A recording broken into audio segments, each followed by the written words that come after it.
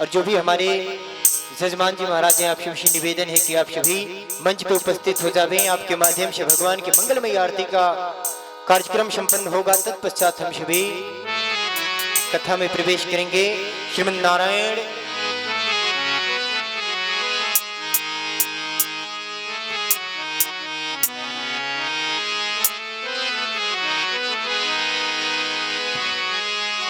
हरि ओम।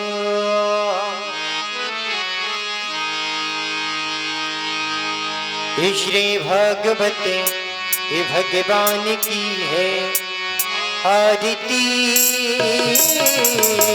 पापियों को पाप से है तारती तारती। पापियों को पाप से है तारती। श्री भागवत भगवान की है आरती। पापियों को पाप से है तारती तारती। पापियों को पाप से है तारती। राधे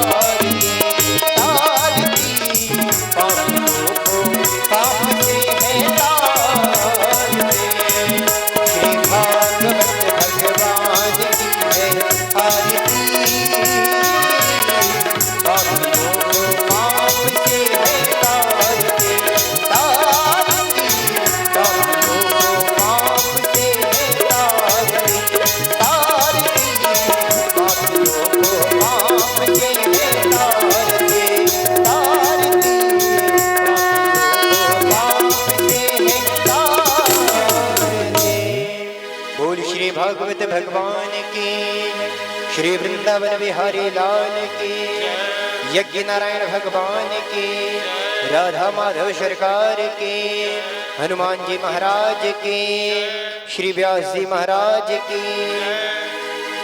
जय जय श्री राधे श्याम।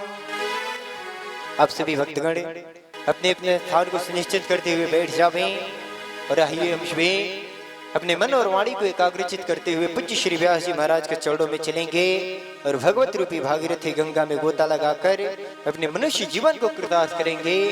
जय श्री राम, जय श्री राधे श्याम।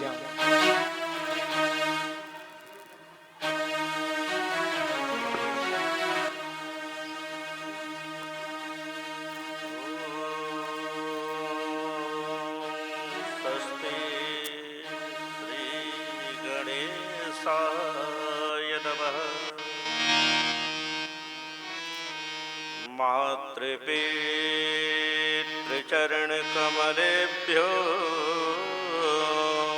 नमः। श्री सरस्वत्यै नमः।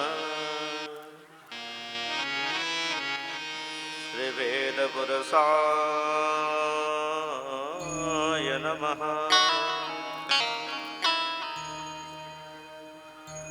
ध्येयं सदा परिभवगगनमभीष्टदोहम् तीर्थास्पदं शिवविरञ्चिनुतं शरण्यम्। भृत्यार्तिहं प्रणतपालभवाब्धिपूतं वन्दे महापुरुषते चरणारविन्दम्।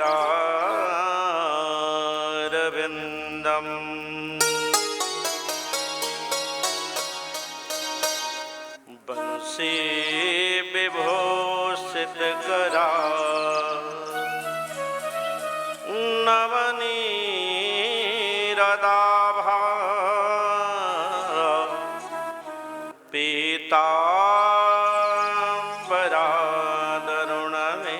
पीताम्बरादरुणमेव फलाधरोस्था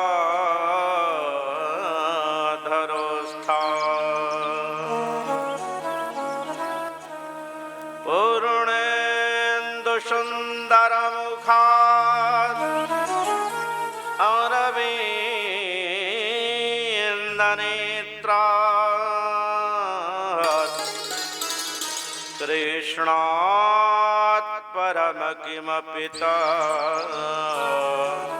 त्वयहं न जाने। सीतानाथ समारभ्य श्रीरामानन्दाय मध्यमा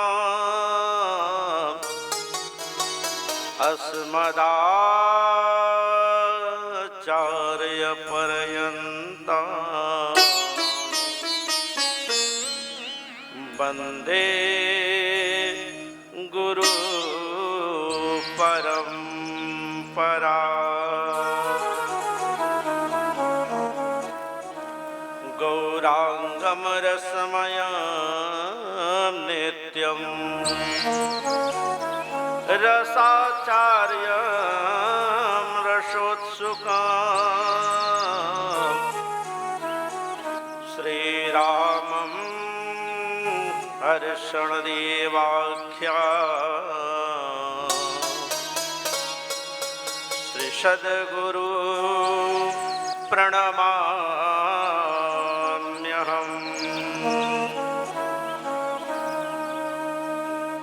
जय जय श्री राधा रमण, श्री जय जय नवल किशोर, जय गोपी चित चोर प्रभु।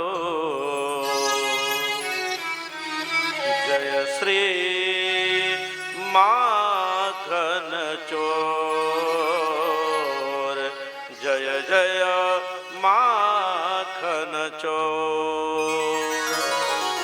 बोल वृंदावन बिहारी लाल की जय। सत्य सनातन धर्म की जय। भागवत महापुराण की जय। यज्ञ नारायण भगवान की जय। नगर के सभी देवताओं की जय। भारत माता की जय। वेद माता की जय। अपने अपने माता पिता की जय। अपने अपने गुरु महाराज की जय। जय जय श्री राधे।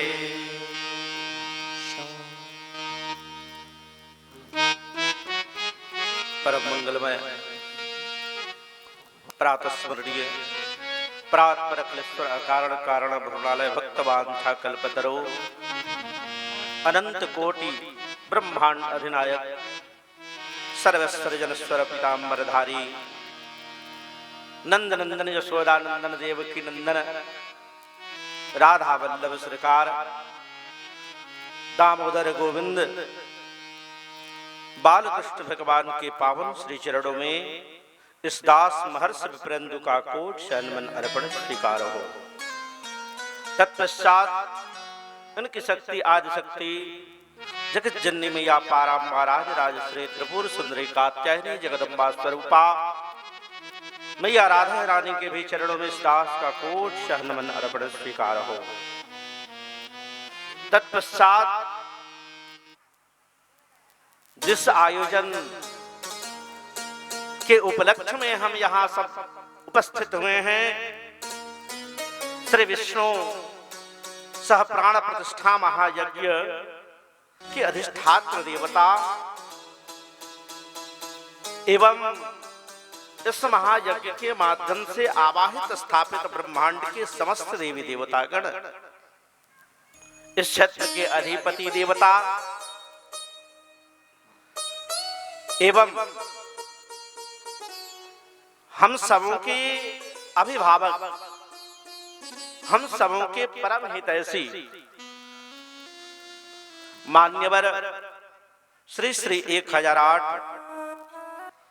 संत शिरोमणि श्री विश्वंभर दास जी महाराज के भी पावन चरणों में इस दास का कोट शनमन अर्पण स्वीकार हो। तत्पश्चात इस यज्ञ तक मुझे पहुंचाने वाले जो अभी हमारे वाम भाग में अभी विराजमान भी हैं, आप हैं श्री महंत वैरागी दास जी महाराज, साथ ही साथ इस महायज्ञ के समस्त वर्णित आचार्य गणों के भी पावन चरणों में इस दास का कोट शहनमन अर्पण स्वीकार हो। तत्पश्चात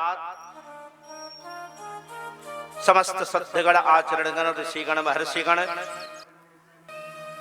एवं अभिभावकों के भी पावन चरणों का सानिध्य लेते हुए दूर दूर से पधारे जगत के रक्षणार्थ इस पावन पवित्र धर्मकता के जगह पर पधारे हुए संत शिरोमणि समस्त संतों के भी पावन चरणों में इस दास का कोट शहनमन अर्पण स्वीकार हो। तत्पश्चात समस्त धर्मानुरागी छत्रवासी नगर निवासी ग्रामवासी धर्म प्रेमियों माताएं बहनों क्षेत्रवानी निवासियों दूर दूर से आए कथा रस प्रेमियों छोटे छोटे बाल गोपालों देश के नवीन युवा कर्णधार मेरे साथियों दूर दूर तक ध्वनि विस्तारक यंत्र के माध्यम से हमारी आवाज जहां तक पहुंच पा रही हो, यत्र तत्र अन्यत्र जहां तहां जैसे जैसे बैठे हुए बैठ करके श्रवण कर रहे भगवान के परम कल्याणकारिणी कथा के श्रवण करने वाले समस्त श्रोता बंधुओं, आप सबों को भी इस यज्ञ का तो दूसरा दिन है, पर इस कथा का पहले दिन में ही इस सत्र में मेरे तरफ से आप सभी को जय श्री राधे प्यारे, जय श्री राधे, जय श्री राधे।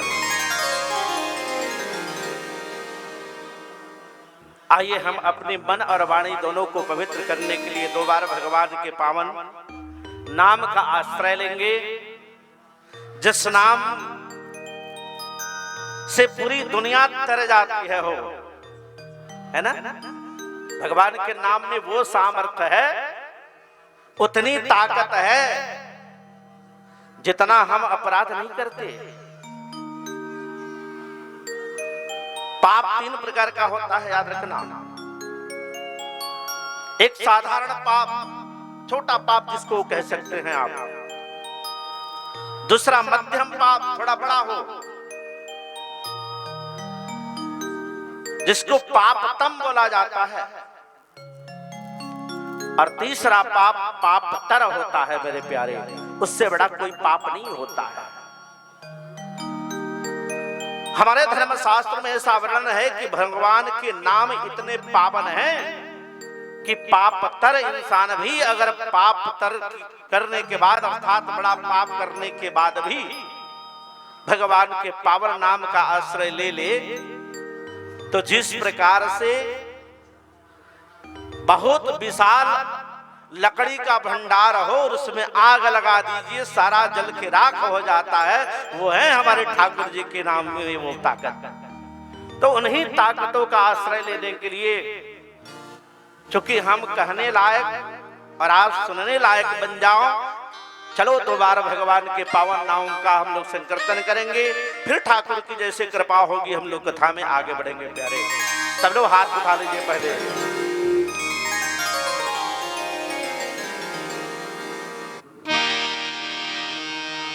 जय गोविंदा जय गोपाला, जय गोविंदा जय गोपाला, जय गोविंदा जय गोपाला, सब लोग बोलिए गोविंदा जय गोपाला, जय गोविंदा जय गोपाला, जय गोविंदा जय गोपाला, जय गोविंदा जय गोपाला, जय गोविंदा जय गोपाला।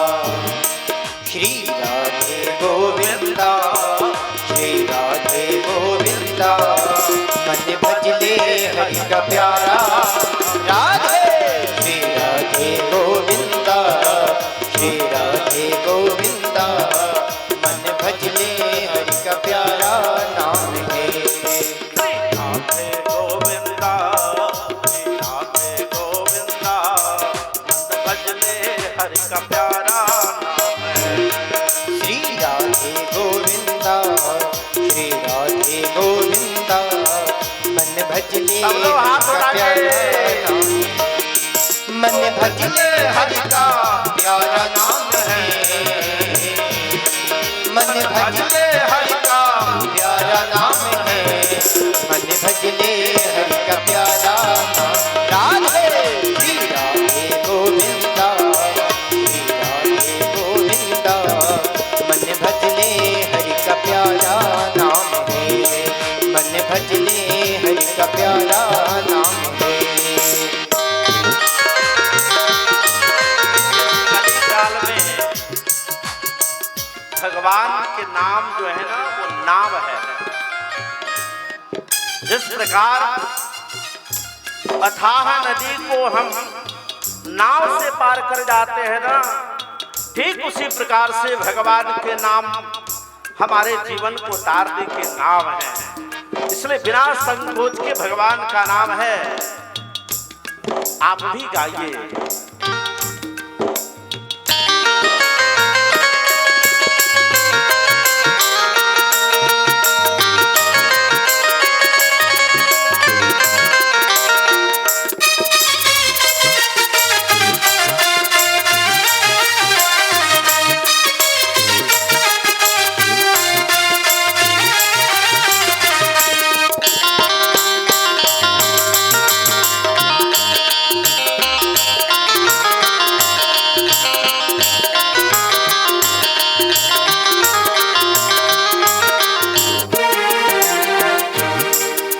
जमुना किनारे धेनु चरावे माधव मदन मुरारी, माधव मदन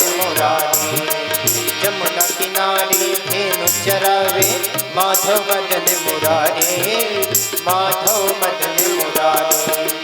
यमुना किनारे धेनु चरावे माधव मदन मुरारे, माधव मदन मुरारे। यमुना किनारे धेनु चरावे माधव मदन मुरारे, माधव मदन मुरारे। मधुर मुरलिया जब भी बजावे, मधुर मुरलिया जब भी बजावे, कोवे सुध बुध सारे। गोपाला का प्यारा नाम है, श्री राधे गोविंदा, श्री राधे गोविंदा। मन भजने हरि का प्यारा नाम है, श्री राधे गोविंदा, श्री राधे गोविंदा। मन भजने हरि का प्यारा नाम है, मन भजने हरि का प्यारा नाम है, मन भजले हरि का प्यारा नाम है। गोपाला हरि का प्यारा नाम है, श्री राधे गोविंदा, श्री राधे गोविंदा। मन भजले हरि का प्यारा नाम है, श्री राधे गोविंदा, श्री राधे गोविंदा। मन भजले हरि का प्यारा नाम है, मन भजले हरि का प्यारा नाम है। बोल जय नारायण भगवान की, भागवत महापुराण की जय। इसको कहा जाता है सामान्य भाषा में मूर्छा छुड़ाना। जैसे जंग के लिए जाने के पहले, जंग में जाने से पहले योद्धा क्या करता है, वो जो अस्त्र शस्त्र है उसमें जो मूर्छे लगे हैं उसको छुड़ाता है। तो हम लोग भी अपने मन के और विषय के मूर्छा को छुड़ाते हैं भगवान के नाम से। बोलो राधे राधे, जोर से बोलिए राधे राधे।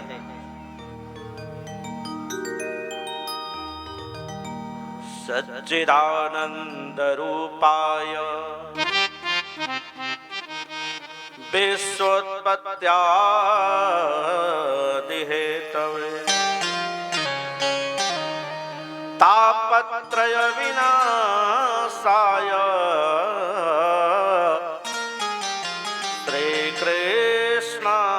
श्रीकृष्णाय वयं नमः। अद्भुत लेखनी है व्यास जी की। व्यास जी कहते हैं कि सच्चिदानंद रूपाय विश्वोत्पत्त्यादि हेतवे। ये सच्चिदानंद है ना, ये 3 पदों से बना, सत्य धन चिद धन आनंद।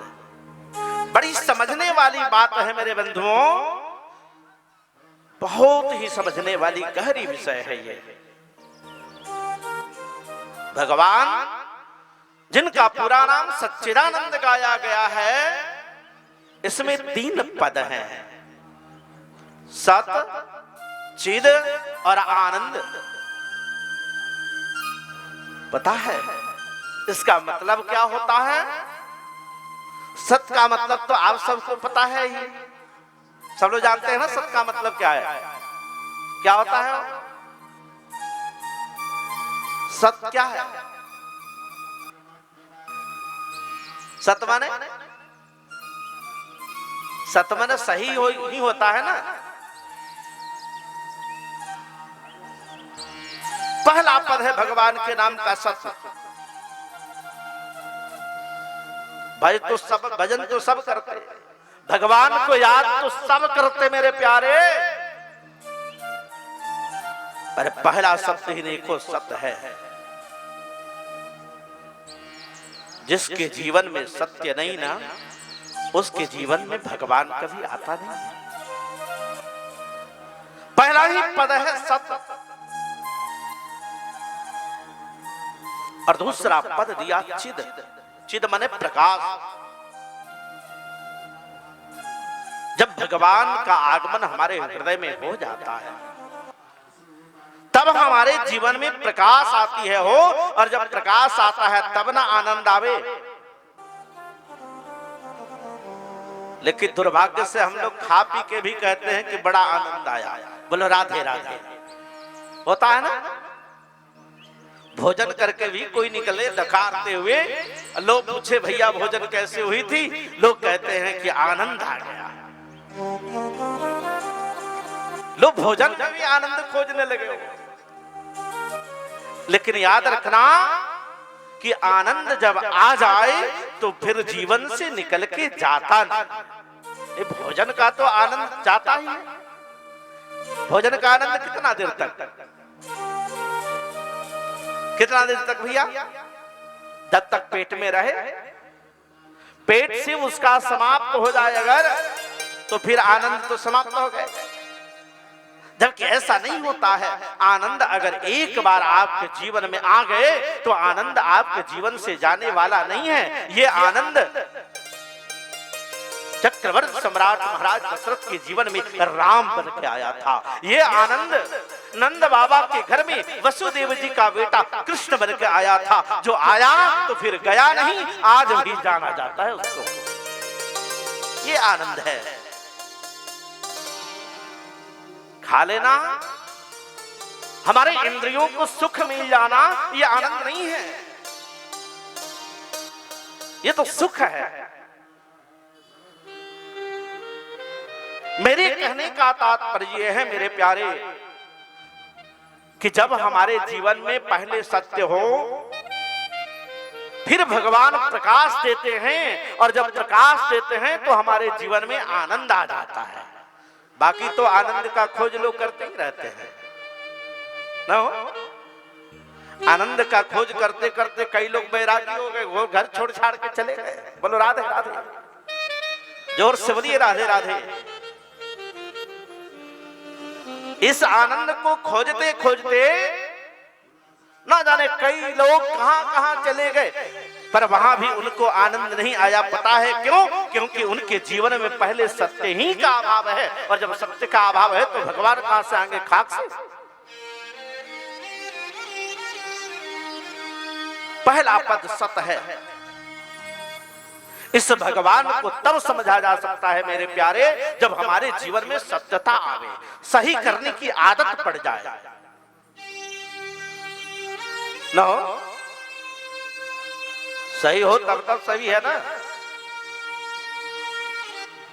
असत्य जो है ना, ये बड़ा कठिन है वस्तु, ये सामान्य ऐसे प्राप्त होने वाली वस्तु नहीं है। अरे प्रेम गली अतिशा करो तामे दो न समा।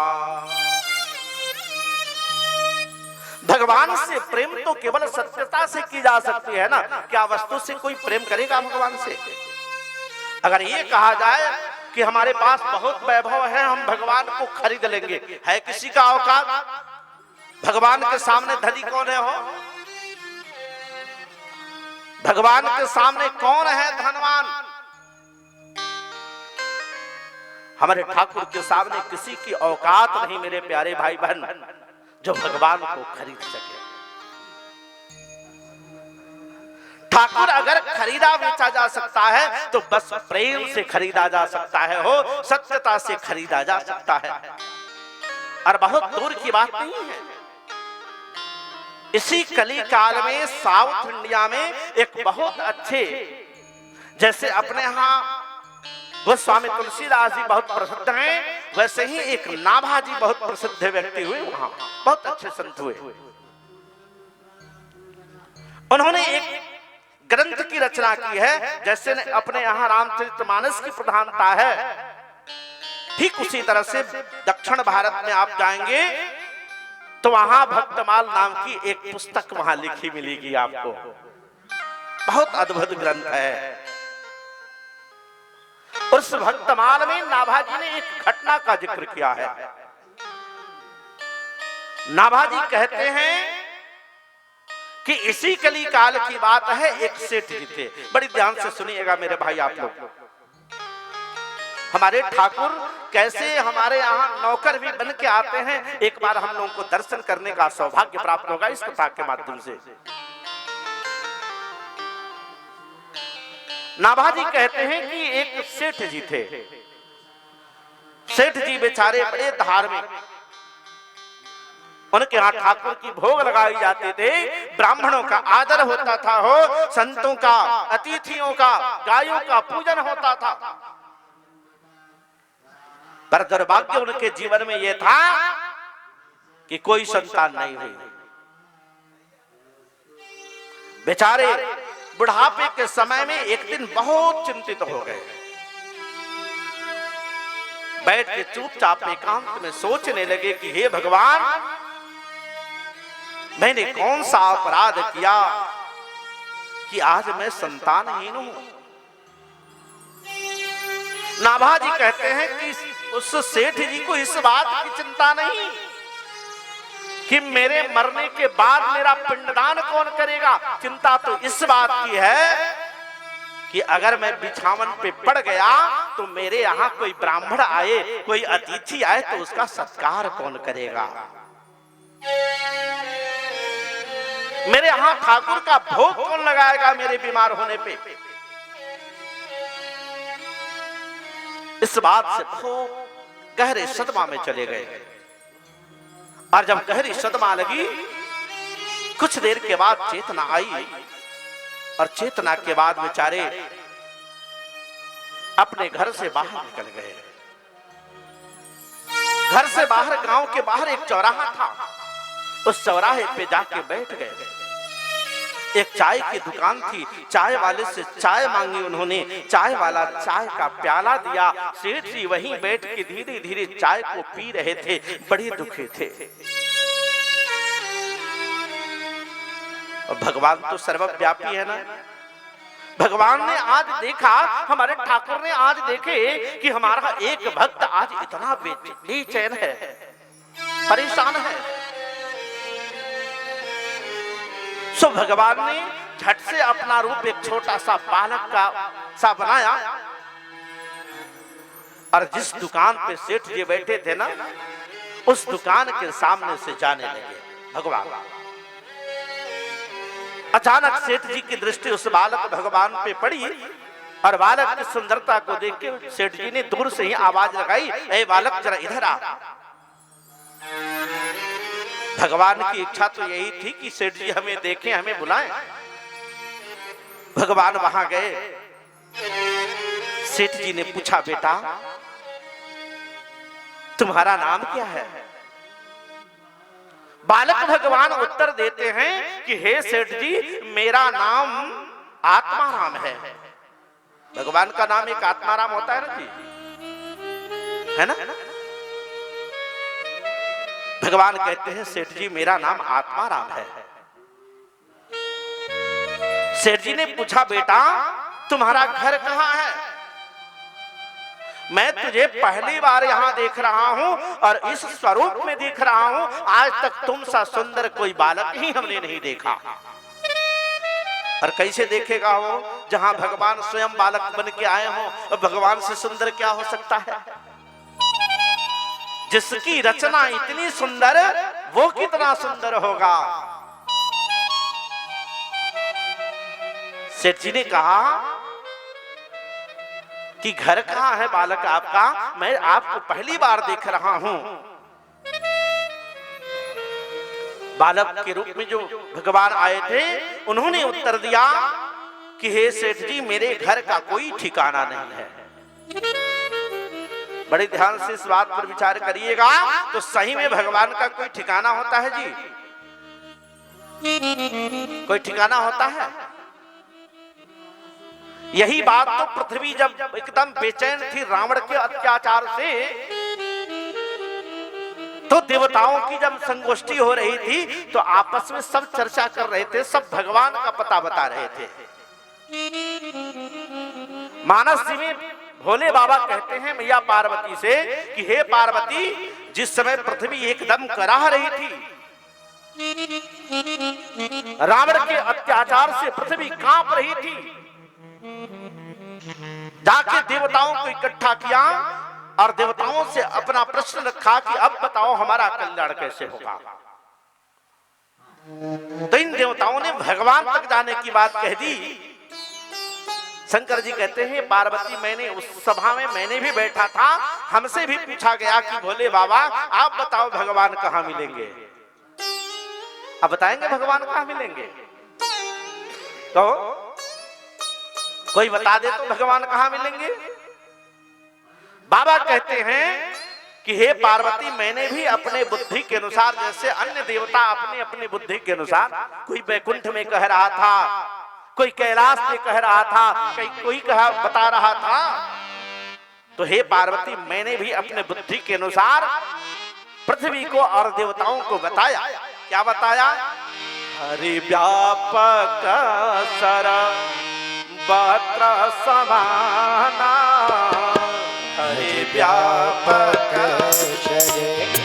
सर्वत्र समाना, हरि व्यापक सर्वत्र समाना, प्रेम से प्रकट, प्रेम से प्रकट होई है जाना, प्रेम से प्रकट होई मैं जाना, हरि व्यापक सर्वत्र समाना, हरि व्यापक। आप भी गाइए। सर्वत्र समाना, प्रेम से प्रकट, प्रेम से प्रकट होई है जाना, प्रेम से प्रकट होई मैं जाना। ये भगवान कहीं मिलता नहीं है वो। और ऐसा भी नहीं कि भगवान नहीं है। भगवान मिलता कैसे है? तो प्रेमी जो होता है ना, वो ढूंढ निकालता है भगवान को, अपने प्रेम के माध्यम से भगवान को बुला लेता है। और जहां बुलाता है, जैसे सेठ जी के प्रेम ने आज भगवान को बालक बनने पे मजबूर कर दिया और भगवान बालक बन के आए हैं।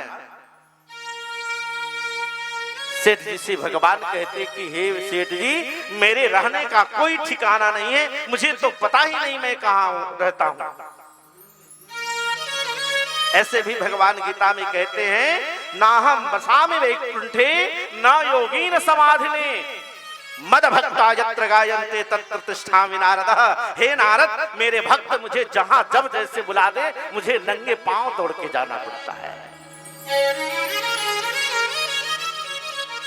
सेठ जी के पास वो भक्ति है जिस भक्ति के कारण आज भगवान बालक बन के आए हैं। वो सेठ जी ने जब ही सुना कि बालक के रहने का ठिकाना नहीं है तो एक और प्रश्न कर दिया। अच्छा एक बात और देखो, हम संसारियों का ये दिक्कत है कि सवाल पे सवाल आदमी करता है। सेठ जी ने एक और सवाल किया कि हे बालक चलो तुम्हारे रहने का ठिकाना नहीं है, पर ये बताओ तुम्हारे माता पिता कौन है? भगवान ने बड़ी विनम्रता पूर्वक उत्तर दिया कि हे सेठ जी मेरे माता पिता का भी कोई ठिकाना नहीं है। अब तो सेठ जी बेचारे कलयुग के व्यक्ति अब लगे उल्टा पुल्टा सोचने। सेठ जी को लग रहा था कि कलयुग में कैसे कैसे माता पिता होते हैं कि पहले तो बच्चों को जन्म दे देते हैं और फिर जब बोझ पड़ती तो बस सड़क पे घूमने के लिए निकाल देते हैं। ऐसा सोच रहे थे। उनको क्या पता कि भगवान तो सत्य ही कह रहे हैं। भगवान का माता पिता होता कौन है कोई? भगवान का भी माता पिता होता है क्या कोई? सेठ जी ने पूछा बेटा जब आपके रहने का ठिकाना नहीं है, आपके माता पिता का ठिकाना नहीं है, तो आप जा कहां रहे हो? भगवान ने हाथ जोड़कर उत्तर दिया सेठ जी से कि हे सेठ जी मैं नौकरी के तलाश में निकला हूं। क्योंकि भगवान को पता है, भगवान से ज्यादा जानता कौन है वो? बताओ। हम जो मन में सोच रहे हैं ना वो भी भगवान को पता है। जो निकल गई बात वो तो अलग है, जो मन में सोच रहे हैं उसके बारे में भी प्रभु को पता है। हमारे ठाकुर पहले से जानते हैं।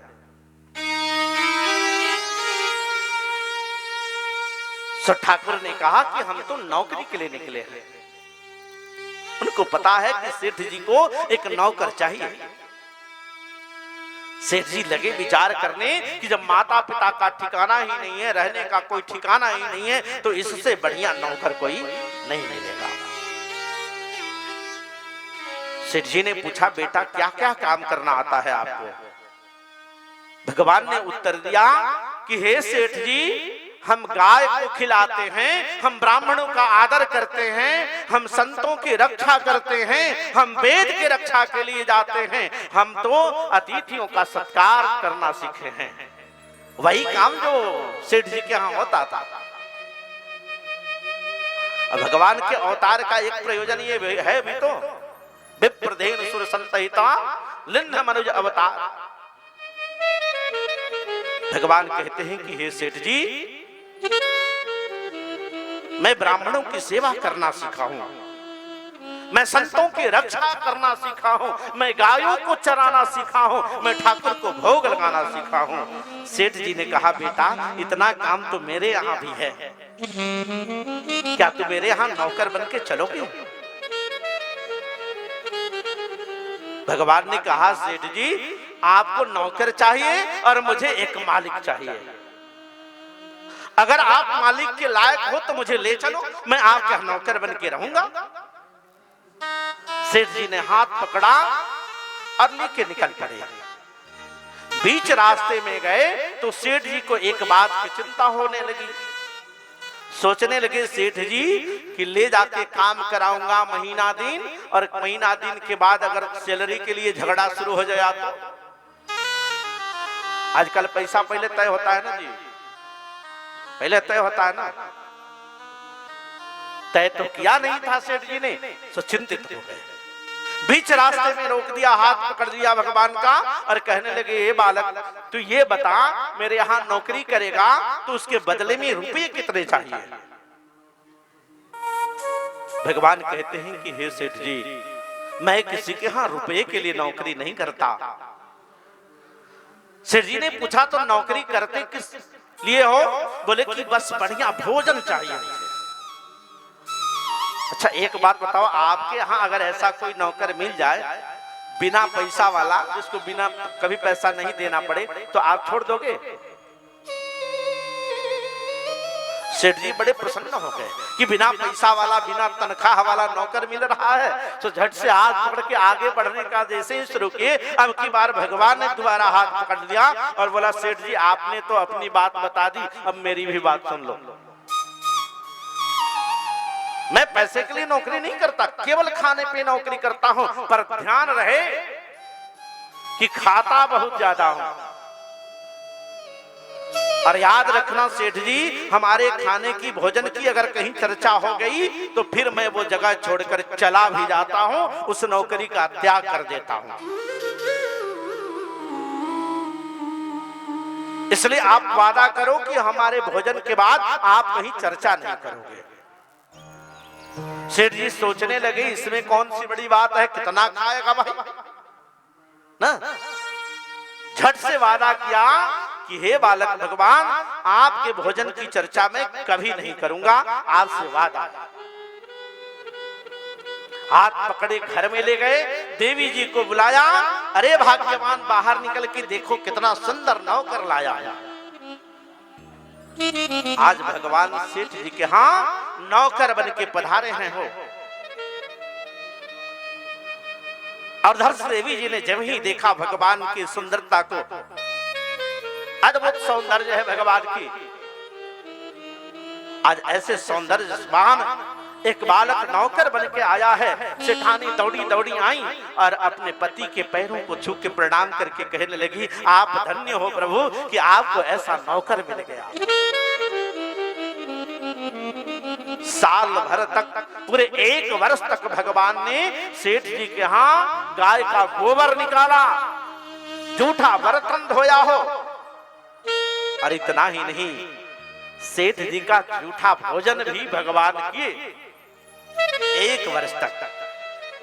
ठीक 1 वर्ष का समय बीता, और 1 वर्ष के समय बीतने के बाद एक दिन की घटना है कि सेठ जी के पड़ोस के यहाँ, पड़ोसन के घर में शादी था। और उस शादी में सेठानी को जाना पड़ा। सो सेठानी जब ही वहां गई, वहां जितनी देवियां आई थी वो सब आपस में चर्चा करने लगी कि बहन जी आप इतनी मोटी थी, अब आप इतनी दुबली पतली कैसे हो गई। नो दो चार गो माता जी लोग जब आपस में मिले ना तो ये चर्चा शुरू हो जाती है। अब सेठाइन बेचारी इस बात को समझ नहीं पाई, और जो भोजन को गोपनीय रखने की बात थी, कहीं बताने की नहीं थी, सेठाइन के मुंह से निकल गया कि क्या करूं बहन, हमारे यहाँ एक नौकर आया है, उसके लिए रोटी बेलते बेलते मैं दुबली पतली हो गई, खाता बहुत ज्यादा। अब क्या था, इधर चर्चा हुई कि भगवान वहां से अंतर्ध्यान हो गए, चले गए। शाम का समय, शाम को लौट के आई और भोजन मनाया। एक बहुत सुंदर आदत ये थी सेठ जी की कि नौकर को भी अपनी ही थाली में बैठा के भोजन कराते थे। भोजन की थाली पड़ोसी गई, 2 पीढ़ी रख दिए गए मेरे प्यारे भाई बहन, और सेठ जी बैठ गए। सेठ जी बैठ के बालक भगवान को बुलाने लगे, हे आत्माराम मुझे बड़ी जोरों की भूख लगी है, आजा बेटा, लेट हो रहा है, विलंब हो रही है। भगवान तो अपने वादे के अनुरूप पहले ही चले गए कि भोजन की चर्चा होगी, फिर मैं नौकरी छोड़ देता। रात बीत गई हो, और पहले की माताओं में एक बड़ी विशेषता ये होती थी मेरी माताएं बहनों कि अगर पतिदेव भोजन ना करें तो पत्नियां भी भोजन ना करती थी। पता था ना ऐसा? देखिए आज वाला लो ना, आज तो नमक डालना भूल जाती हैं सब, तो वहीं देखना पड़ता है उनको।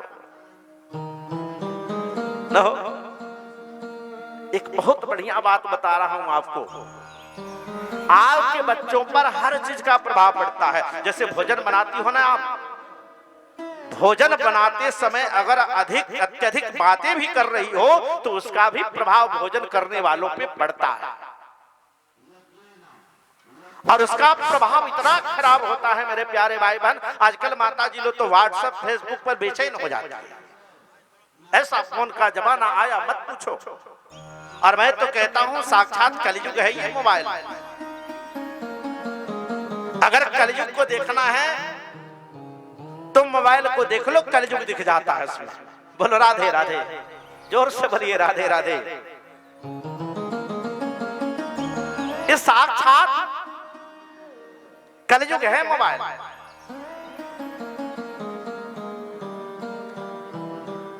मेरे प्यारे, सेठ जी भोजन नहीं किए, सेठाइन ने भी उस दिन भोजन नहीं की। एक दिन बीता, एक सप्ताह बीत गए, एक पक्ष अर्थात 15 दिन बीत गए, 1 महीना बीत गया। सेठ जी ने दृढ़ संकल्प लेके रखा है कि हे बालक तुम नहीं आओगे तो मैं भोजन नहीं करूंगा, जब तक तुम आओगे नहीं तब तक मैं भोजन नहीं करूंगा। भगवान सब कुछ देख रहे थे। सेठ जी 1 महीने के बाद एकदम कमजोर हो गए, मरणासन पर पड़ गए, भगवान को याद कर रहे थे। एक दिन उनको चिंता हुई और उन्होंने पूछ बैठा, सोचने लगे कि आखिर जो हमारे यहाँ नौकर था क्यों चला गया, क्या कारण हो सकता है। और जब कारण विचार में आया तब उन्हें समझ में आया कि भोजन की बात थी, कि भोजन की चर्चा होगी तो हम नौकरी छोड़ देंगे। हमने तो भोजन की चर्चा नहीं की। सेठाइन को बुलाया और पूछा कि देवी कहीं तूने तो भोजन की चर्चा नहीं कर दी। सेठाइन ने झट से उनके पैरों को पकड़ लिया, कहा कि हे प्राणनाथ हमसे ये गलती हो गई है, हम नहीं भोजन की चर्चा करती है पड़ोसन के घर में। और जब ऐसा सुना सेठ जी ने, तब जाके भगवान के बारे में उनको पता चला, और तब जाके पूर्णतः इस बात से अवगत हो गए कि हमारे यहाँ जो नौकर आया था वो भगवान थे, वो नौकर कोई साधारण व्यक्ति नहीं था।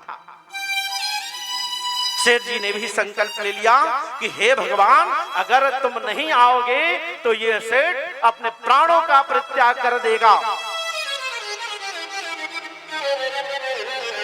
पता है, जब भगवान ने देखा कि मेरा भक्त बहुत बेचैन है, अब उसके प्राण निकल जाने वाले हैं, सो भगवान वही छोटे से बालक बन के दोबारा पधार गए हो। और पधार गए तो अब की बार उस सेठ जी ने भगवान के चरणों को पकड़ लिया, रोने लगे सेठ जी कि हे प्रभु, मैं कितना बड़ा पापी हूं, मैं बड़ा पापी हूं जो आपको अपने घर में नौकर बना के रखा। भगवान के भी आंख से आंसू बह रहे थे। हे सेठ जी, तुम जैसा अगर मालिक मिल जाए तो हमें नौकरी करने में भी बड़ा मजा आता है। हे सेठ, तुम धन्य हो कि मुझे ऐसे व्यक्ति को नौकर बना दिया।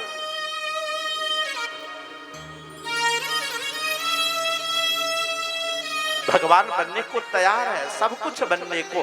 किसी का बेटा नहीं बने हैं क्या भगवान हो? ठाकुर जी किसी का बेटा भी तो बने हैं, किसी के दोस्त भी तो बने हैं, किसी के प्रेमी भी तो बने हैं। मेरे प्यारे भाई बहन, आप बनाओ तो पहले क्या बनाना चाहते हो। भगवान को जैसा बनाओगे ना, भगवान वैसा बन के आपके सामने प्रकट हो जाता है।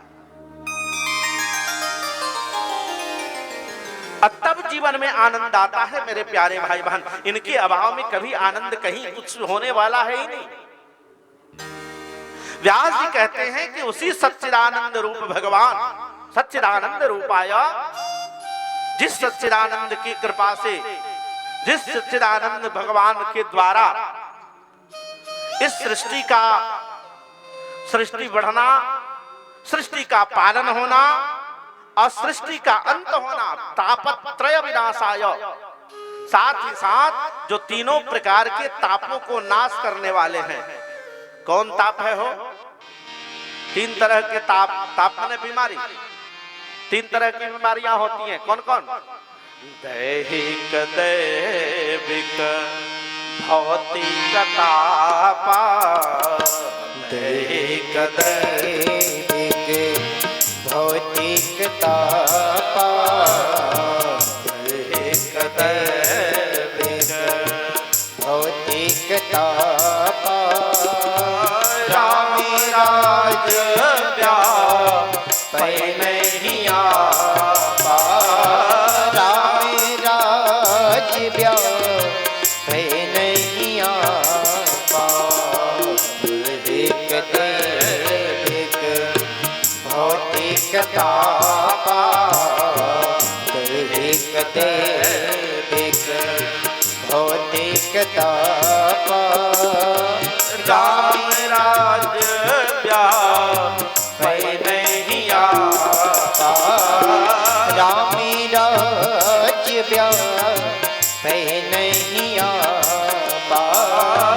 राम राज व्यापै नहीं आपा। तीन प्रकार की बीमारियां होती हैं, दैहिक, दैविक और भौतिक। दैहिक शरीर का है, दैविक भगवान का दिया हुआ रोग, और भौतिक जो हम अपने मन से प्रकट कर लेते हैं वो भौतिक बीमारी है हो। इन तीनों प्रकार की बीमारियां जिन भगवान की कृपा से समूल नाश हो जाए, जिस प्रभु की कृपा से तीनों प्रकार के दोष, तीनों प्रकार के रोग समाप्त हो जाएं, वैसे भगवान श्री कृष्ण के श्री पावन चरणों में व्यास जी अकेले नहीं, तापत्रय विनाशाय श्री कृष्णाय वयम, वयम मतलब हम सब, नमः, उनके पावन चरणों में श्री व्यास जी महाराज पूरे सृष्टि के तरफ से प्रणाम करते हुए लेखनी को उठाते हैं और तब जाके 6 अध्याय महात्म को शुरू करते हैं। ये महात्मा जो है ना भागवत वाली, ये पद्म पुराण से ली गई है, 6 अध्याय में है। और इस महात्मा में पहला श्लोक उन्होंने प्रारंभ किया मेरे प्यारे, अरे नैमिषे सुतमासीनम अभिवाद्य महामते। नैमिषारण्य का पावन भूमि, पता है ये कहाँ है? आज भी ये नैमिषारण्य आपके उत्तर प्रदेश में लखनऊ से 88 किलोमीटर आगे सीतापुर के पास है मेरे प्यारे। नैमिषारण्य का मतलब क्या होता है? नैमिषारण्य का मतलब केवल वही नहीं, नैमिषारण्य का मतलब होता है जहां हमारा मन जाके स्थिर हो जाए, जहां मन विचलित न हो, उस जगह का नाम है नैमिषारण्य। बोल राधे राधे। इसलिए कथाएं जहां भी हो, कथा जहां पर भी हो रही हो, वो नैमिषारण्य की ही पावन भूमि कही जाती है। नैमिषारण्य का पावन भूमि, और उस पावन भूमि पे एक बार 88,000 संतों का आगमन हुआ। उन 88,000 संतों में 16 वर्षीय श्री सूत जी महाराज को सिंहासन पे बैठाया गया, व्यासपीठ पे आसीन हुए और उनके चरणों की वंदना की गई हो। समस्त ऋषियों ने आज उनको गुरु बनाया, और गुरु बना करके कहते हैं कि अज्ञान ध्वांत विध्वंसम कोटि सूर्य समप्रभा सूताख्याहि कथा सारम मम कर्ण रसायनः। हे सूत जी, आप करोड़ों सूर्य से भी बढ़ के हो। सूर्य माने, सूर्य का मतलब प्रकाश होता है ना, सूर्य माने प्रकाश। हे सूत जी, आपके अंदर जो ज्ञान है, उस ज्ञान के आगे तो करोड़ों सूर्य फीके पड़ जाए। क्यों हो, क्यों कह रहे, क्या कारण है? तो इसका कारण यह है कि जैसे आप घर में, आपका घर है, तो घर के चारों तरफ से उनकी खिड़कियों को, उनके दरवाजों को बंद कर दीजिए, तो सूर्य का प्रकाश घर में जाएगा, जा सकता है क्या? उसमें जब भी प्रकाश आएगी तो लाइट जलाने से ही होगी, बाहर के उपकरण से ही प्रकाशमान होने वाला है। सौनकादि ऋषि कहते हैं कि हे महाराज जी, आप करोड़ों सूर्य से भी ज्यादा प्रखर हैं। चाह करके भी करोड़ों सूर्य आ जाएं तो हृदय तक प्रकाश नहीं दे सकते हैं ये सूर्य, बाहर ही प्रकाश देंगे, पर हृदय तक प्रकाश कौन डालेगा जी? तो सदगुरु डालता है मेरे प्यारे भाई बहन। इसलिए उनको गुरु बनाया और कहते हैं कि हे महाराज जी, आपके अंदर तो उतना ज्ञान है कि आप इस हृदय तक जो अंधेरा है, मन में जो गहराई में जो अंधेरा है, उस अंधेरा को दूर कर सकते हैं। इसलिए हे प्रभु, सूताख्याहि कथा सारम मम कर्ण रसायनः। कोई ऐसी कथा कहिए जिससे हमारी कान भी तृप्त हो और जीवन भी मुक्त हो जाए। लेकिन एक बात के लिए क्षमा मांगू मैं कि ये द्वापर तक ही सीमित है। इस कली काल में ऐसी कोई कथा नहीं जो मन को भी संतुष्ट कर दे और कान को भी अच्छा लगे।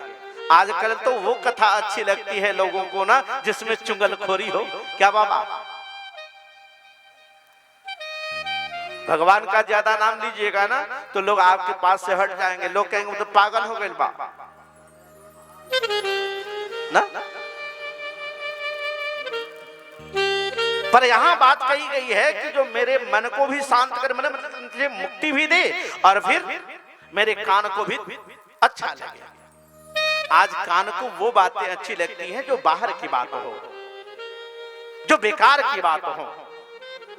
अच्छी बात कहिएगा ना तो आपका बेटा जो है ना, वही आपको कहने लगेगा ये तो सठिया गए, इनको कहाँ आता है। अब बड़ा दुर्भाग्य इस बात का भी है मेरे प्यारे भाई बहन कि बाल बच्चा को लायक बनाते बनाते बाल बच्चा हम ही लोगों को नालायक कहने लगता है। बोलो राधे राधे। कहता है ना, कहता है ना। पर यहाँ बात है कि सूताख्याहि कथा सारम मम कर्ण रसायनः। हे सूत जी, जो हमारे कान को भी प्रिय लगी और भगवान तक ये पहुंचा दे, हमें मुक्त कर दे, हमें जीवन और मरण से मुक्त कर दे। हे प्रभु, कोई वैसी कथा सुना दो।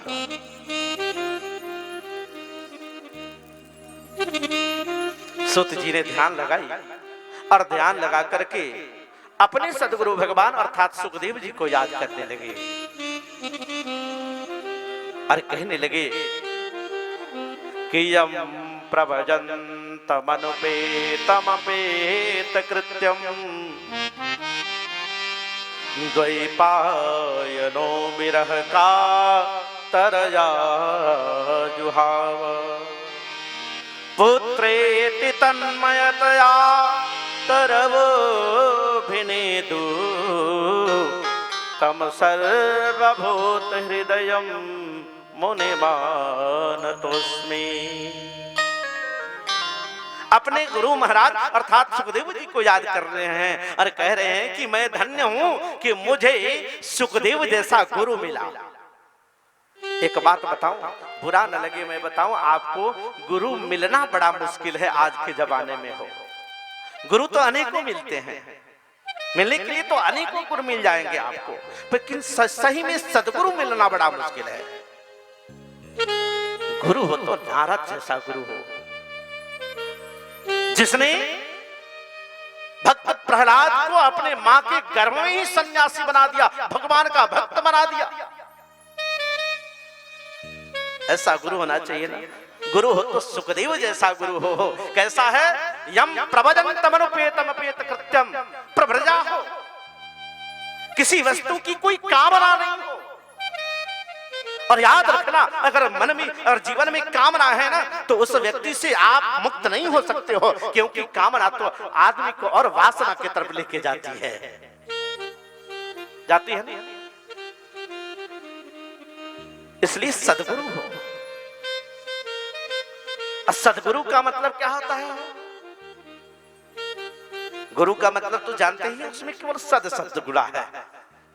घु अंधकार और रू प्रकाश, जो अंधकार से प्रकाश की तरफ लेके जाए ना, उसको गुरु कहा जाता है मेरे प्यारे। और सद का मतलब होता है सही, जो सही गुरु है उसको सदगुरु कहा जाता है।